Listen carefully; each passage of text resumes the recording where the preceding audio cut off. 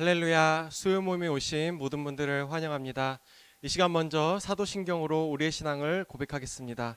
전능하사 천지를 만드신 하나님 아버지를 내가 믿사오며 그 외아들 우리 주 예수 그리스도를 믿사오니 이는 성령으로 잉태하사 동정녀 마리아에게 나시고 본디오 빌라도에게 고난을 받으사 십자가에 못 박혀 죽으시고 장사한 지 사흘 만에 죽은 자 가운데서 다시 살아나시며 하늘에 오르사 전능하신 하나님 우편에 앉아 계시다가 저리로서 산자와 죽은 자를 심판하러 오시리라. 성령을 믿사오며 거룩한 공회와 성도가 서로 교통하는 것과 죄를 사하여 주시는 것과 몸이 다시 사는 것과 영원히 사는 것을 믿사옵나이다. 아멘. 네, 이 시간 우리 함께 찬양하실 때 정말 어두움에 빠져 주님을 모른 채 살 뻔했던 우리를 빛으로 불러주신 그 우리 주님을 같이 찬송합시다.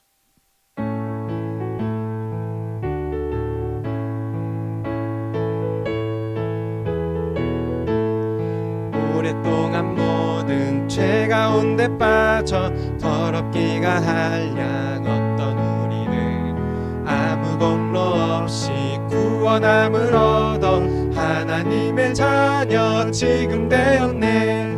주의 그 사랑 한량없도다. 찬송할지어다 예수의 공로. 주의 그 사랑 한량없도다. 찬송할지어다 예수의 공로. 주의 보혈로서 정결하게 씻겨 죄악에서 떠난 몸이 되었고 세상 근심 구름 간 곳 없어지니 하나님의 빛이 영화롭도다. 주의 그 사랑 한량없도다. 찬송할지어다 예수의 공로. 주의 그 사랑 한량없도다. 찬송할지어다 예수의 공로. 죄의 깊은 잠과 뜬 세상의 꿈을 어서 깨어나라 나의 친구여. 은혜 받은 날과 구원 얻을 때가 지금 온 세상에 선포되었네. 주의 그 사랑 한량없도다. 찬송할지어다 예수의 공로. 주의 그 사랑 한량없도다. 찬송할지어다 예수의 주의 그 사랑. 주의 그 사랑 한량없도다. 찬송할지어다 예수의 공로. 주의 그 사랑 한량없도다. 찬송할지어다 예수의 공로. 아멘. 우리 구원의 유일한 공로이신 우리 주님께서 우리의 또 상급이 되시고 또 우리에게 가장 큰 도움이 되심을 우리가 믿고 소망하는 마음으로 같이 찬양하겠습니다.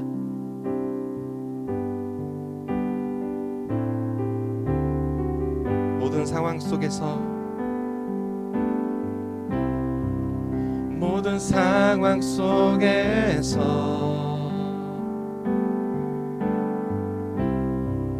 주를 찬양할지라.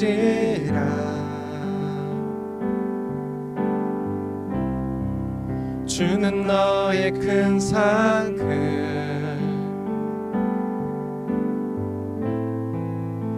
큰 도움이시라.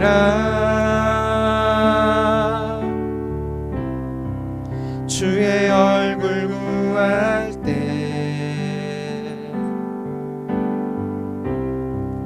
주의 영을 부으사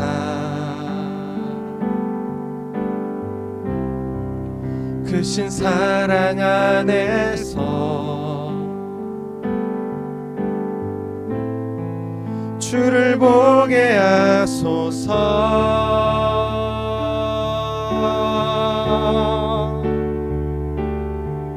내 영혼이 확정되고 확정되었사오니 믿음의 눈 들어 주를 바라봅니다. 내 영혼이 확정되고 확정되었사오니 믿음의 눈 들어 주를 바라보. 내 영혼이 확정되고 내 영혼이 확정되고 확정되고 확정되었사오니 믿음에 눈들어 주를 바라봅니다. 내 영혼이 확정되고 확정되었사오니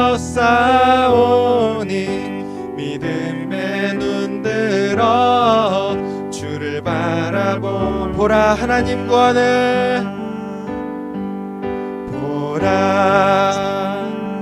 하나님 구원을 보라 하나님 능력을 너희를 위해서 싸우시는 주의 손을 보라 보라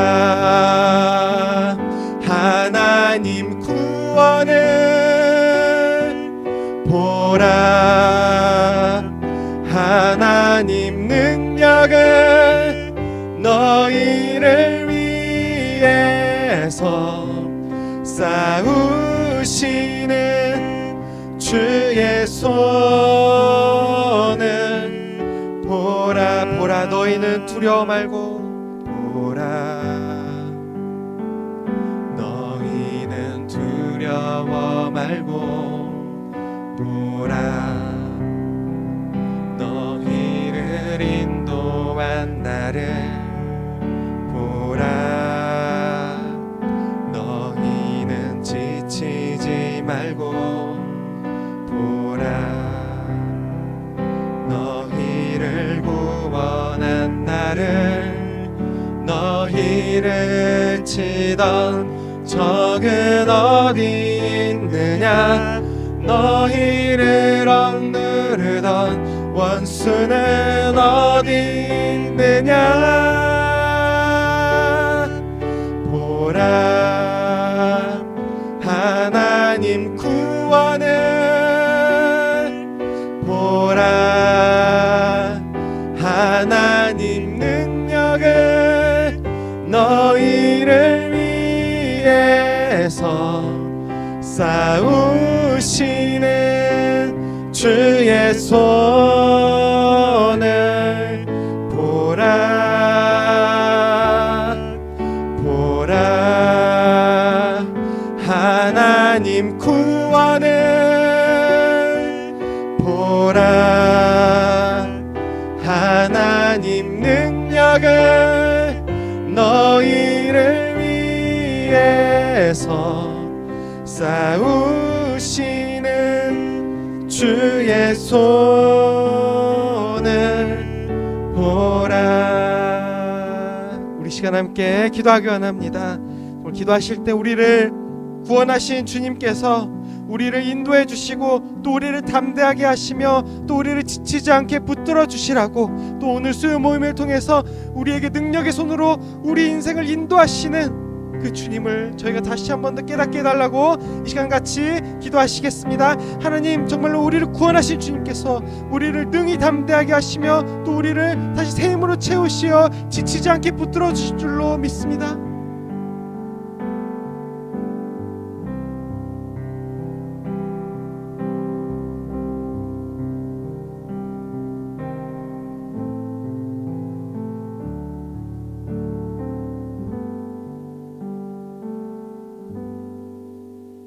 하나님 감사합니다. 오늘 저를 불러주셔서 이렇게 하는 전에 나와 기도하고 찬양하고 또 예배드릴 수 있게 허락해 주시면 감사드립니다. 아버지 하나님, 오늘 또 이 시간 우리의 심령을 붙잡아 주셔서 온전히 말씀을 통해 찬양을 통해 기도를 통해 하나님 만나는 시간들 되게 도와주시고 또 하나님이 주시는 은혜를 누릴 수 있는 시간들 될 수 있도록 하나님 붙잡아 주시옵소서. 아버지, 특별히 저희가 마가복음에 대해서 계속해서 배우게 됩니다. 예수님의 삶의 행적을 저희가 쫓아가고 있는데 예수님의 삶의 모습을 통해서 우리에게 주고자 했던 메시지는 무엇인지, 우리가 배워야 될 교훈은 무엇인지, 어떻게 하면 우리도 예수님처럼 이 땅에 살아갈 수 있을지 다시 한번 돌아보고 또 예수님이 걸어가셨던 그 길을 조금씩 조금씩 걸어갈 수 있는 우리 모두가 될 수 있도록 주여 은혜를 더하여 주시옵소서. 아버지 하나님, 정말 예수님 삶 가운데 그의 삶의 발걸음 가운데 깊이 드리워져 있는 우리를 향하신 하나님의 그 고귀하고 정말 깊으신 사랑을 다시 한번, 그 사랑에 다시 한번 빠져들 수 있는 이 시간이 될 수 있도록 주여 은혜를 더하여 주시옵소서. 하나님께서 마칠 때까지 함께 할 줄 믿사오며 모든 말씀 예수님의 이름으로 기도드립니다. 아멘. 오늘은 옥하는 목사님 다락방 교재죠. 마가복음 5과입니다. 깨끗함을 받으라 라는 제목을 가지고 마가복음 1장 35절부터 45절까지 말씀을 좀 살펴봤으면 좋겠습니다. 마음의 문을 열며 같이 한번 읽어볼까요? 예수님이 전도 활동을 시작하자 수많은 사람들로부터 환영을 받았다. 유대 전국에 아무도 억누를 수 없는 흥분이 일어나고 있었다. 그들이 오랫동안 대망하던 새 시대가 열리고 있다는 기대감으로 예수님을 찾아오는 무리의 수는 날로 증가했다. 그러나 예수님은 군중의 요구대로 행동하지 않으셨다. 예수님은 아무도 간섭할 수 없는 독자적인 원칙과 목적을 가지고 계셨다. 그의 나라는 사람들이 바라는 이 세상 왕국이 아니기 때문이다.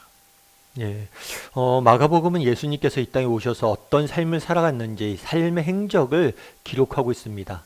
따라서 우리는 마가복음을 통해서 예수님의 삶의 행적에 대해서 꾸준히 배워가게 되는 거예요. 근데 특별히 오늘 본문에서 우리가 발견할 수 있는 건 뭐냐면 예수님이 이 땅에 오셔서 다양한 사역을 하셨잖아요. 이 사역을 하신 원칙과 목적이 무엇이냐, 이 부분에 대해서 우리가 좀 배울 수가 있어요.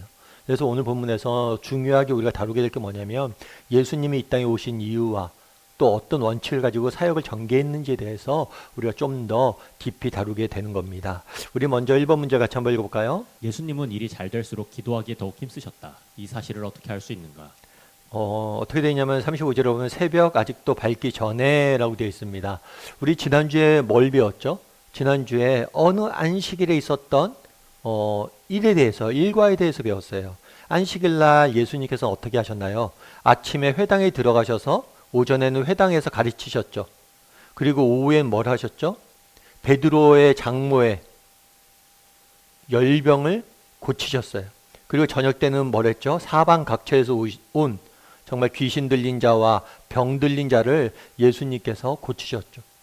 보면 하루 종일 굉장히 어떻게 지내신 걸 알 수가 있어요. 분주하게 지내신 걸 알 수가 있어요. 그런데 이렇게 분주하게 지내신 다음에 그 다음날 아침에 새벽에 해가 뜨기 전에 예수님 뭘 하셨다고 기록되어 있어요? 일찍이 나가서 어떤 곳에서? 한적한 곳에서 기도하셨다. 사람이 없는 시간대에 정하셔서 한적한 곳에 나가서 기도하고 있는 모습들을 보게 됩니다. 우리 마태복음 14장 21절부터 23절까지 말씀 같이 한번 읽어볼까요? 먹은 사람은 여자와 어린이 외에 5천 명이나 되었더라. 예수께서 즉시 제자들을 재촉하사 자기가 무리를 보내는 동안에 배를 타고 앞서 건너편으로 가게 하시고 무리를 보내신 후에 기도하러 따로 산에 올라가시니라. 저물매 거기 혼자 계시더니. 네, 마태복음 말씀은 어떤 사건이냐면 오병이어 사건을 여러분들이 아시죠? 보리떡 5개와 물고기 2마리로 5천 명의 사람들을 먹이신 사건이에요. 그런데 이 5천 명의 오병이어의 사건들이 끝나고 나서 어떤 일이 있었냐면 예수님께서는 제자들을 먼저 보내세요. 그런 다음에 뭐 하셨다고 그랬어요? 오늘 본문에 가면 따로 산에 올라가니라. 왜 산에 올라간다고 그랬어요? 기도하러. 그래서 우리가 신약 성경을 보면 아침에 이른 시간에 혹은 밤 늦은 시간에 혹은 수시로 정말 예수님께서 시간과 장소를 구별해서 하나님 앞에 기도하는 모습들을 볼 수 있다는 거예요. 그래서 예수님은 늘 바쁘시고 분주하고 다양한 사역들을 하셨음에도 불구하고 시간을 내서 하나님을 만나서 기도하는 모습들을 보게 되는 거죠. 우리 2번 문제 같이 한번 읽어볼까요? 예수님의 기도로부터 우리는 중요한 기도의 원리 몇 가지를 찾을 수 있다. 아는 대로 말해보라. 그리고 당신의 기도 생활과 비교해보라. 예, 우리 마가복음 말씀은 이제 아까 살펴본 거예요. 그러니까 오늘 본문의 전에 어떤 일이 있었냐. 그날 저녁에 안식일 날 저녁에 많은 귀신 들린 자들과 병자들을 고친 사건에 대해서 기록되어 있죠. 앞서 이야기했던 것처럼 예수님께서 굉장히 분주한 하루를 보내셨습니다.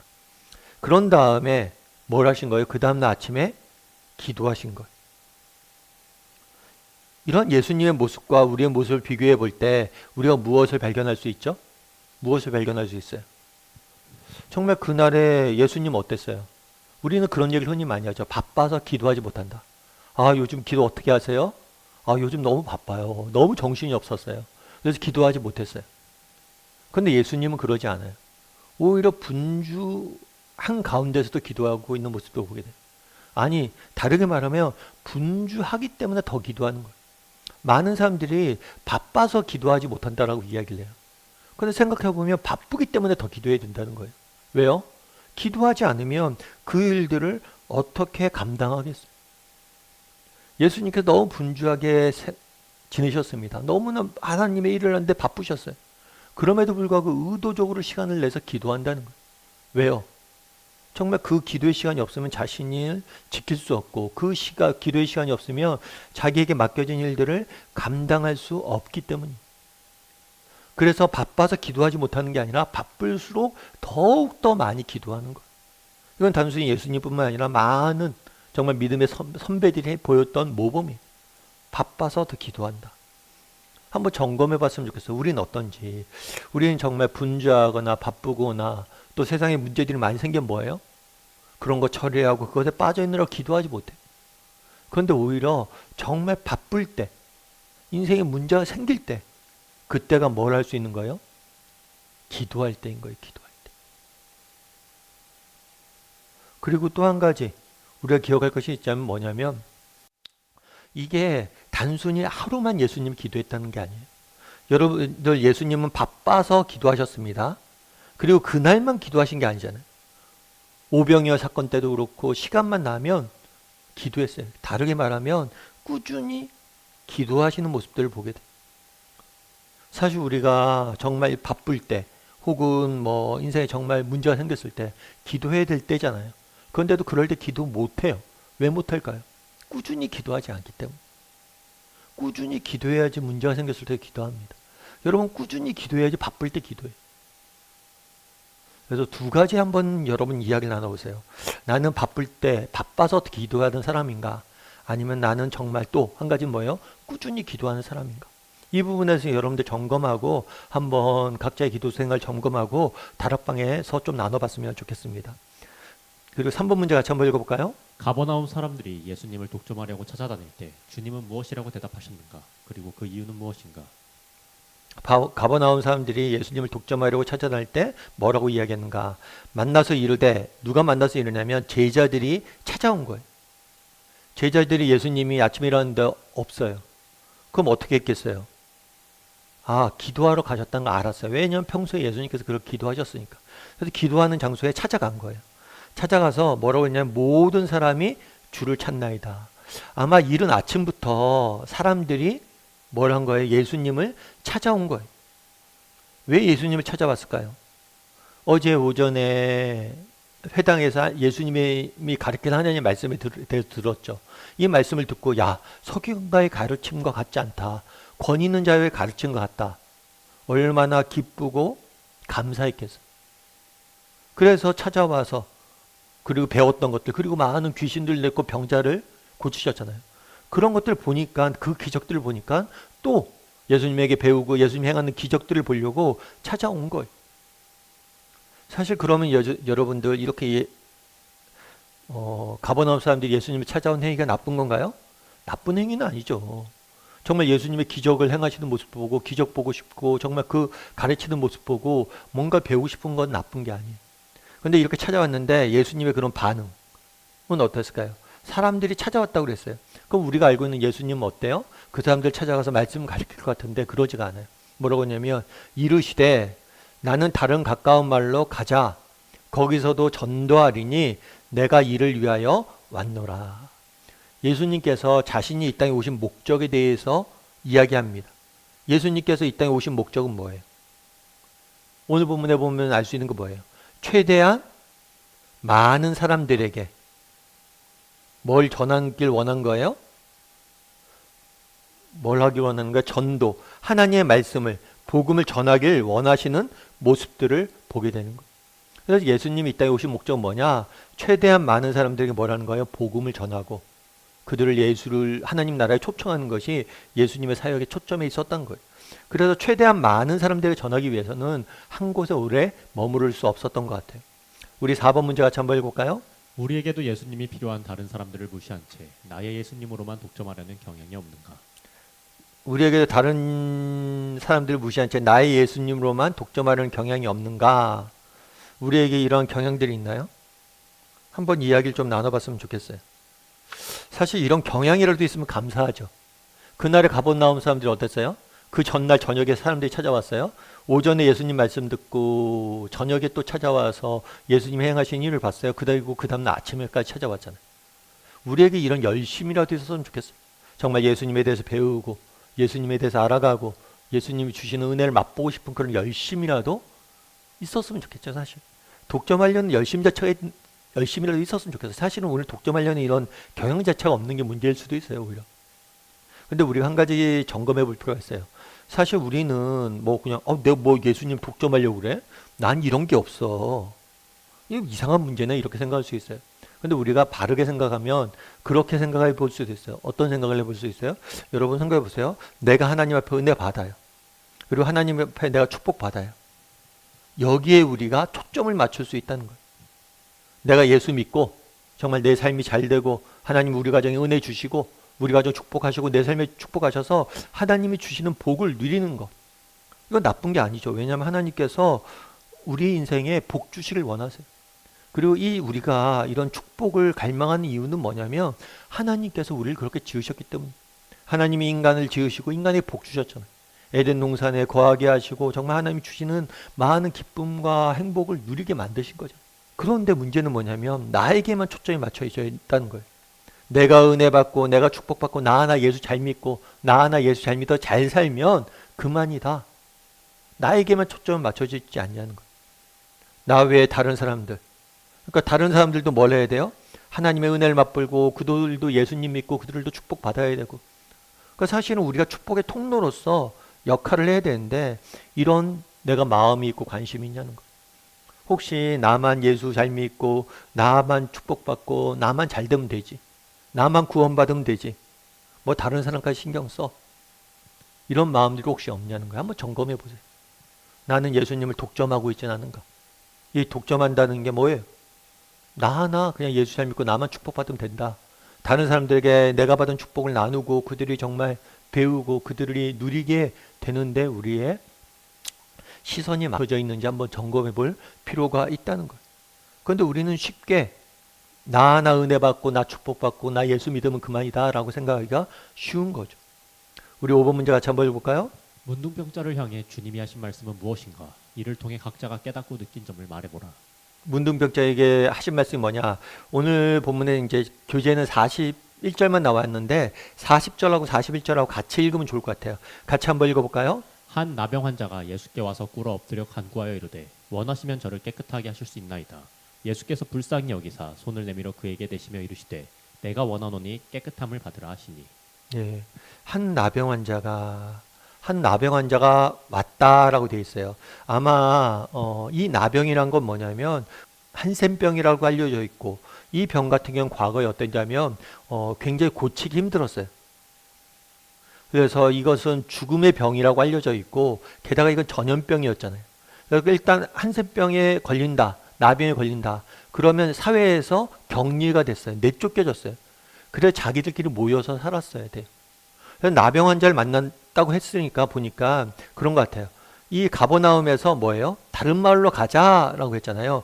이 과정에서 이 사람이 찾아온 것 같아요. 왜냐하면 이 사람은 마을에 있을 수가 없어요.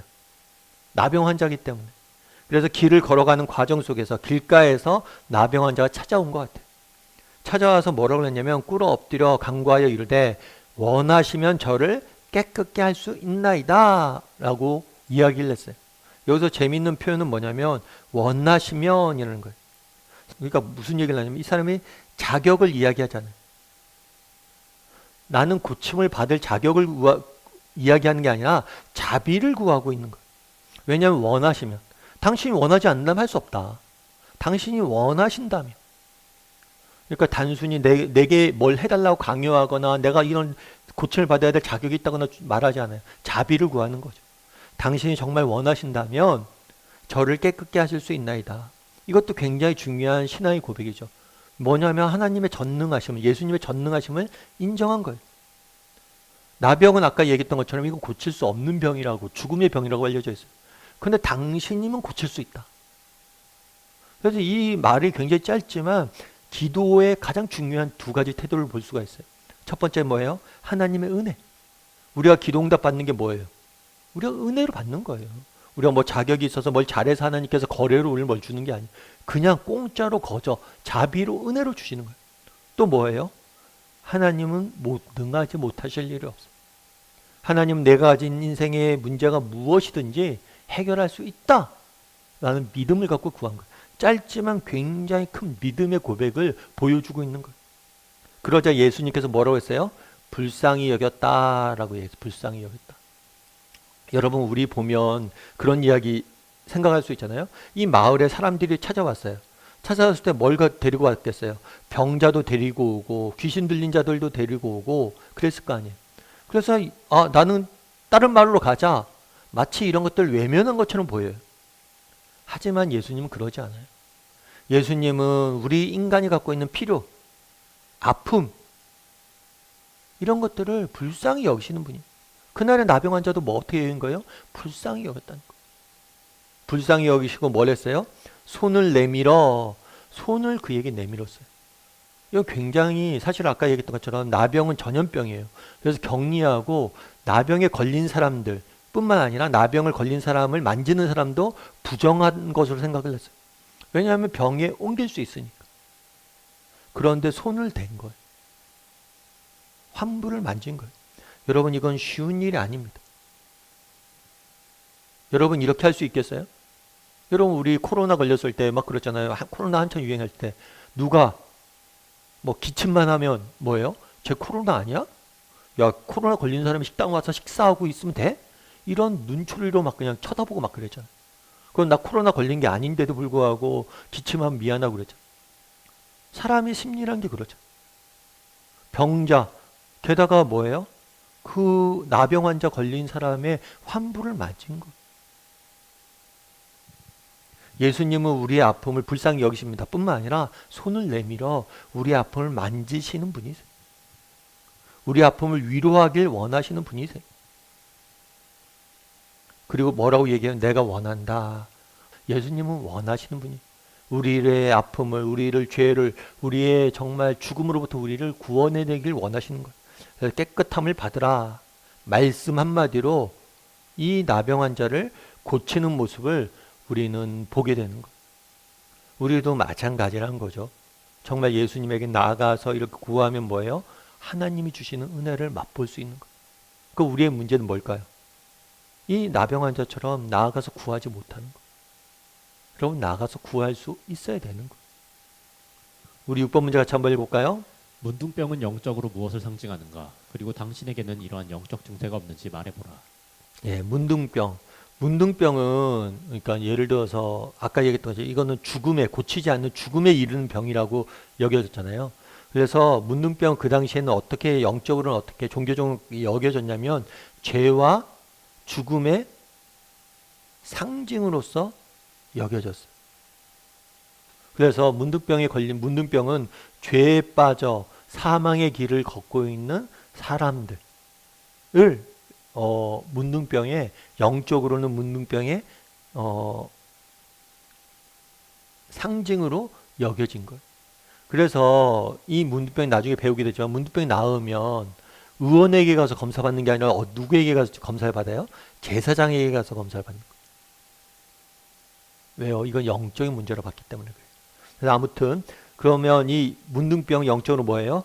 하나님을 떠나서 죄에 빠져서 죽음에 이르는 그런 영적인 무지, 영적인 무능의 상태를 의미하는 거예요.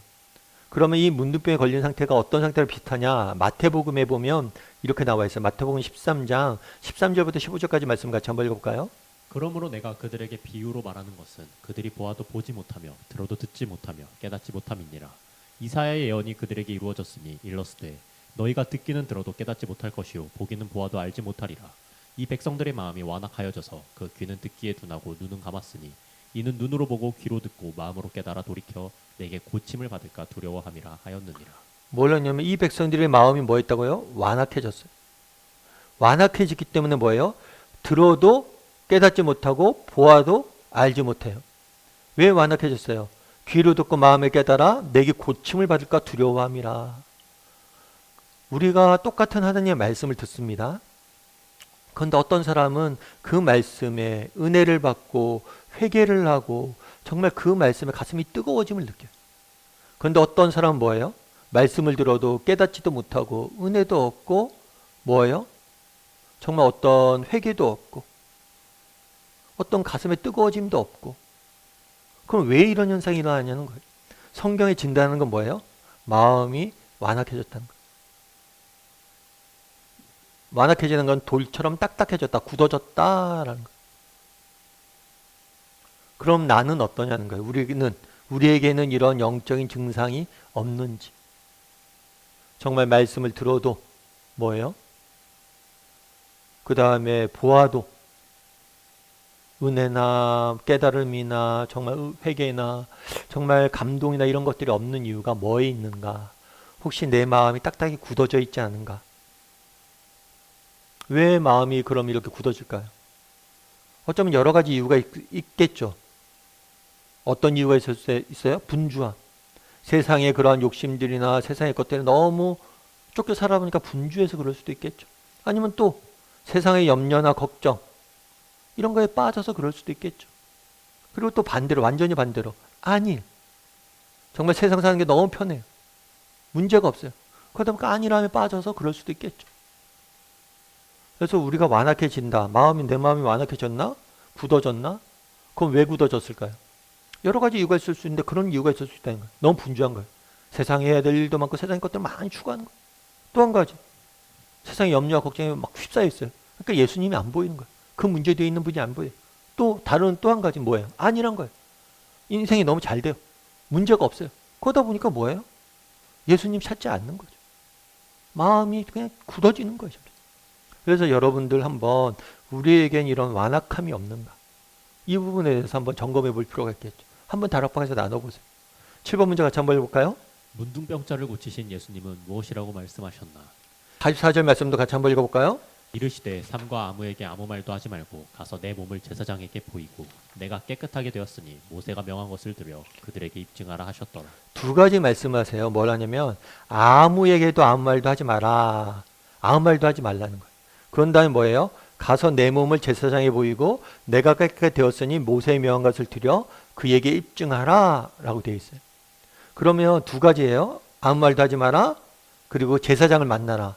그럼 왜 이렇게 말씀하셨는지 계속해서 좀 살펴보죠. 8번 문제 같이 한번 읽어볼까요? 예수님은 왜 문둥병자에게 아무 말도 하지 못하게 하셨을까? 다음에 몇 가지 가정을 가지고 그 이유를 생각해보라. 예수님께서는 그날에 아무 말도 하지 말라고 이야기했습니다. 그렇다면 왜 이런 얘기를 했을까요? 사실 이 부분에 성경은 정확히 이야기하지 않아요. 그래서 우리가 추측만 할 수가 있겠죠. 예를 들어 첫 번째는 뭐냐면 이적을 행하는 자로서의 이미지. 예를 들면 그런 거예요. 예수님이 우리가 안식일에 있었던 일도 살펴봤지만 예수님이 기적을 행하시기도 하지만 우리의 인생의 문제를 해결하시고 귀신도 내죠. 기적을 행하시기도 하지만 그 전에 뭔 일 먼저 하셨어요? 하나님의 말씀을 가르치셨어요. 그래서 예수님이 이 땅에 오신 보다 본질적인 이유는 뭐예요? 복음을 전하고 복음을 뭐예요? 복음을 전하고 그들이 회개하고 돌아오는 것. 복음을 믿고 회개하고 하나님 나라로 돌아오는 것을 이 목적이에요. 그들이 가지고 있는 인간적인 필요나 문제 이런 것들을 물론 예수님이 앞서 문둥병자의 이야기처럼 불쌍히 여기고 고치시길 원하세요.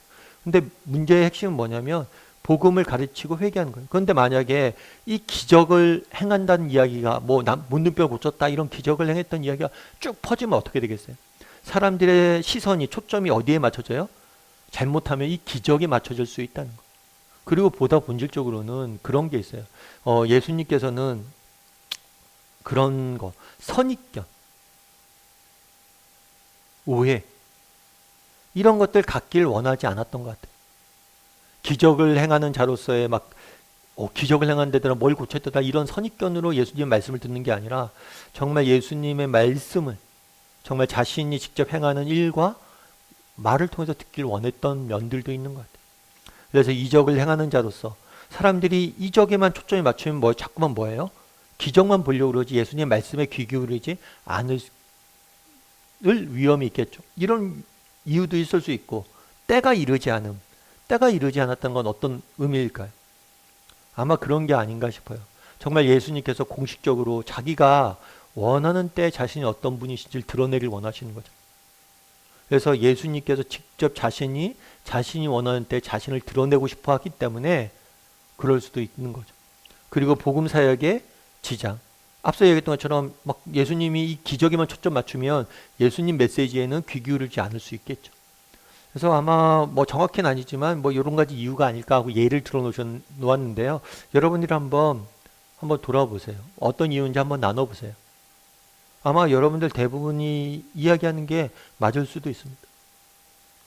근데 앞서 얘기했던 것처럼 이 부분, 정말 기적을 행한 자로서의 이 기적에 예수님이 행하시는 기적, 이건 왜 예수님께서 이런 기적을 행했냐면 예수님이 정말 하나님이 보내주신 메시아임을, 그의 말씀이 하나님의 말씀을 증명하는 증거로서 보여주는 거지, 이 기적 자체가 목적이 아니에요. 예수님이 전하시는 말씀, 복음의 메시지를 듣길 원했던 거예요. 근데 이게 주객이 전도되면 안 된다는 거예요. 그럼 우리도 한번 점검해 볼 필요가 있겠죠. 우리도 정말 우리의 인간적인 필요나 문제 이런 것들 앞서 얘기했던 것처럼 문둥병자인 것처럼 예수님께서 불쌍히 여기시고 고침길 원하세요. 필요를 채워주시길 원하세요. 해결해 주시길 원하세요. 그런데 여기에만 우리도 초점이 맞춰져 있지 않냐는 거예요. 우리가 정말 영적으로 하나님에 대해서 알고 하나님에 대해서 배우고 영적으로 성장하고 우리의 시선 자체가 우리도 기적에만 맞춰져 있진 않은지 점검해 볼 필요가 있는 거죠. 우리가 정말 중요한 건 뭐예요? 우리가 하나님에 대해서 알고 영적으로 성장하고 우리 영혼이 새롭게 되어지고 영혼이 사는 것, 살아나는 것, 우리의 영혼이. 그래서 우리의 영혼을 위해서 기도하고 우리의 영혼이 잘됨을 위해서 우리가 간구할 수 있어야 된다는 거예요. 초점을 맞출 수 있어야 된다는 거예요. 9번 문제 같이 한번 읽어볼까요? 문둥병자에게 제사장을 찾아가라고 한 이유는 무엇인가? 그리고 이를 통해 알 수 있는 예수님과 율법의 관계는 무엇인가? 그러니까 레위기에 보면 뭐라고 되냐면 레위기에 이 문둥병 관련해서 규정이 나와 있어요. 어떤 규정이 나왔냐면 여호와께서 모세에게 말씀하여 이르시되 나병 환자가 정결하게 되는 날의 규례는 이러하니라. 나병 환자가 정결하게 된다는 것은 나병 환자가 깨끗해지는 거예요. 깨끗함을 얻는 거예요. 병이 낫는 거죠. 병이 나을 때는 어떻게 하라고 그랬냐면 그 사람은 제사장에게 데려갈 것이요 제사장은 진영에서 나가 진찰할지니 전염병이니까 나가서 진찰을 해야 돼요. 그 환자에게 있던 나병 환부가 나았으면 그 제사장 그 정결을 받을 자에게 명령하여 살아있는 정결한 새 2마리와 제사를 지내라고 이야기를 해요. 제물을 드려 제사. 왜냐하면 이 병이 나은 게 하나님의 은혜이기 때문에. 그래서 이 규정을 만들어 놨습니다. 그래서 제사장에게 가라고 한 것은 뭐냐면 이 규정대로 행하라는 거예요. 야, 너 문둥병을 낫게 했잖아요. 낫게 했으니까 너 먼저 제사장 가서 율법에 나와 있는 그대로 이렇게 절차를 밟아. 이렇게 말씀하신 거예요. 그리고 이 절차를 밟아야죠 뭐냐면 다시 예배 공동체에 들어갈 수 있는 거예요.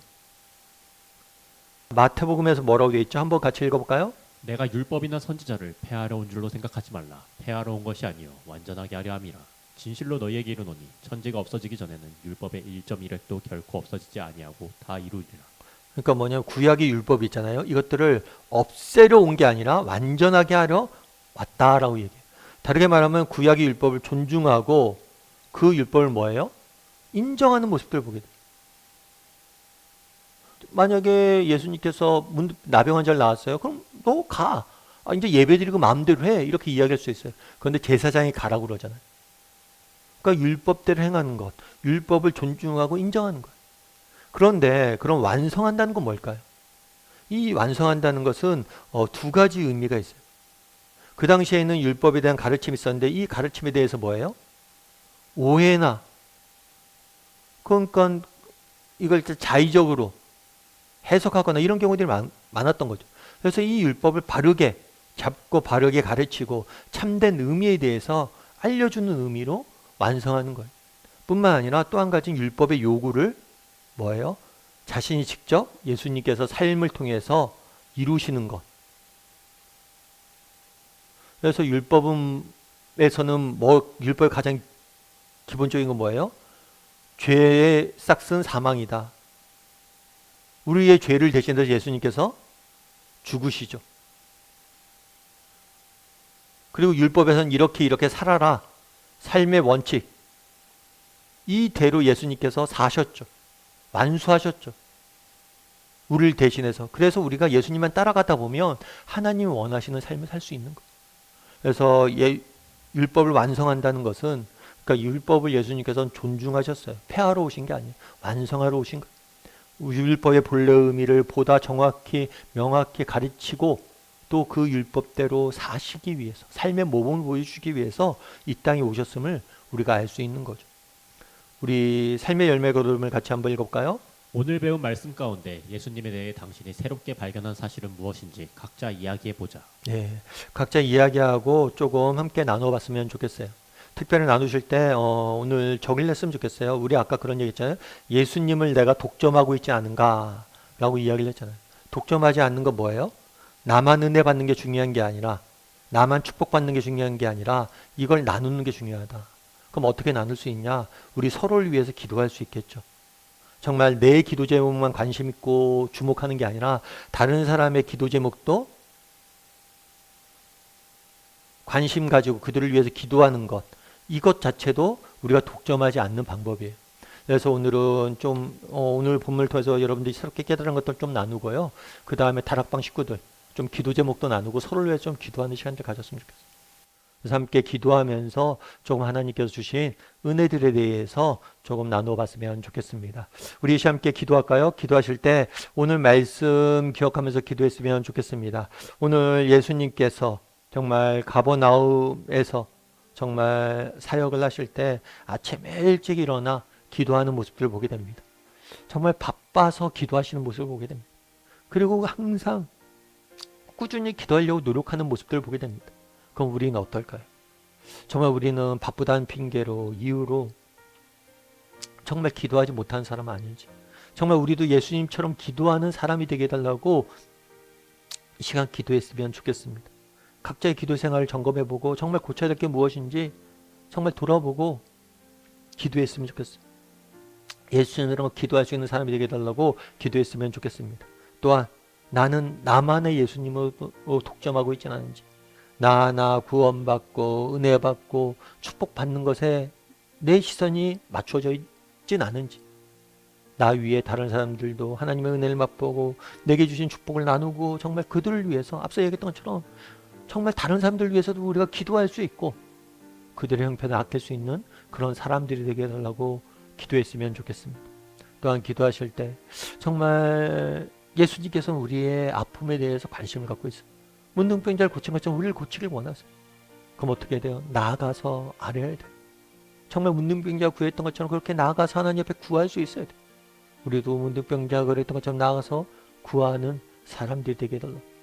그리고 또 한 가지, 우리가 영적인 문둥병에 갇혀져 있지는 않은지, 내가 마음이 딱딱히 굳어 있지는 않은지, 세상의 분주함과 세상의 염려와 세상의 안일로 인해서 내가 마음이 딱딱해 있지 않는지, 우리 중에 마음이 굳어진 자가 있다면 하나님 우리의 마음을 녹여주셔서 온전히 하나님 앞에 정말 나아가 기도하고 예배하는 사람들이 되게 해달라고. 이 시간 오늘 말씀 기억하면서 한 목소리로 같이 기도하도록 하겠습니다. 같이 기도하시겠습니다.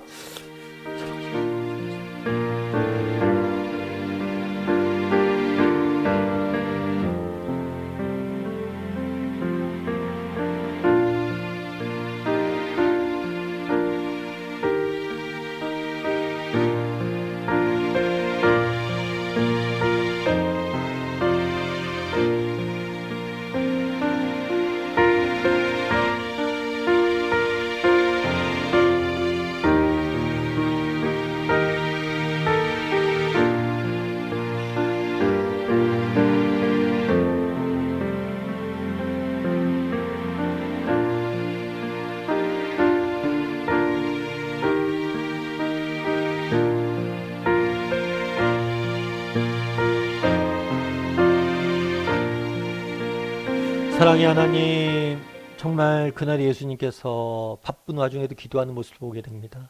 아니, 바빠서 기도하는 모습을 보게 됩니다. 왜 이렇게 기도하셨습니까? 정말 기도하지 않는다면 단 한 가지 일도 내가 감당할 수 없음을 아셨기 때문입니다. 그런데 예수님이 이렇게 기도하셨는데 우리는 어떻습니까? 예수님이 기도하지 않고 감당할 수 없다면 우리도 감당할 수 없을 텐데 우리는 넉넉히 기도하지도 못한 채 인생의 파도를 그냥 맞이하고 그렇게 휩쓸려 살아가고 있지 않은지 돌아보게 도와주시옵소서. 아버지 하나님, 우리도 예수님처럼 시간을 구별하여 분주한 가운데서도 분주하기 때문에 더욱 하나님을 찾을 수 있는 우리 모두가 될 수 있도록 주여 은혜를 더하여 주시옵소서. 아버지 하나님, 혹시 우리에게는 나만의 예수님을 독점하는 경향은 없습니까? 나 하나 은혜 받고 나 하나 축복받고 나 하나 구원받으면 그만이다 라는 마음은 있지 않습니까? 우리 주변에 정말 그 사람들의 영혼을 불쌍히 여기고 정말 그들의 아픔을 내 아픔처럼 여기고 정말 그들에게도 하나님의 은혜와 축복이 임하길 위해서 기도할 줄 아는 사람인지 돌아보게 도와주시고 또 그렇게 기도할 수 있도록 하나님 우리를 붙잡아 주시옵소서. 아버지 하나님, 혹시라도 우리의 마음이 딱딱히 굳어있진 않습니까? 정말 우리의 마음이 돌처럼 굳어있진 않습니까? 세상의 분주함이나 세상의 문제나 정말 세상의 안일함에 빠져서 더 이상 하나님 말씀에 귀 기울이지 않고 하나님의 말씀을 보지 않고 그렇게 정말 들어도 깨닫지 못하고 들어도 은혜 받지 못하고 그렇게 살고 있지 않은지 우리를 돌아보게 하시고 다시 한번 우리를 회개하고 하나님 앞에 나아가게 도와주시옵소서. 아버지 하나님, 그날에 문둥병자가 나와 고침을 받는 모습들을 보게 됩니다. 우리도 정말 문둥병자가 그랬던 것처럼 원하시면 하실 수 있습니다 라고 하는 믿음의 고백을 드리게 도와주시옵소서. 우리 하나님이 못하실 일이 없습니다. 우리 하나님은 정말 우리를 불쌍히 여기시는 자비로운 분이십니다. 그 하나님의 자비와 은혜를 구하고 하나님의 전능하심을 믿고 기도할 수 있는 우리 모두가 될 수 있도록 주여 붙잡아 주시옵소서. 오늘도 이렇게 귀한 시간 허락해 주시면 감사드리며 모든 말씀 예수님의 이름으로 기도드립니다. 아멘. 주기도문으로 마치도록 하겠습니다. 하늘에 계신 우리 아버지여, 이름이 거룩히 여김을 받으시오며 나라의 마옵시며 뜻이 하늘에서 이루어진 것 같이 땅에서도 이루어지이다. 오늘날 우리에게 일용할 양식을 주옵시고 우리가 우리에게 죄 지은 자를 사하여 주는 것 같이 우리의 죄를 사하여 주옵시고 우리를 시험에 들게 하지 마옵시고 다만 하에서 구하옵소서. 대개 나라 원세 영광이 아버지께 영원히 쌓옵나이다. 아멘.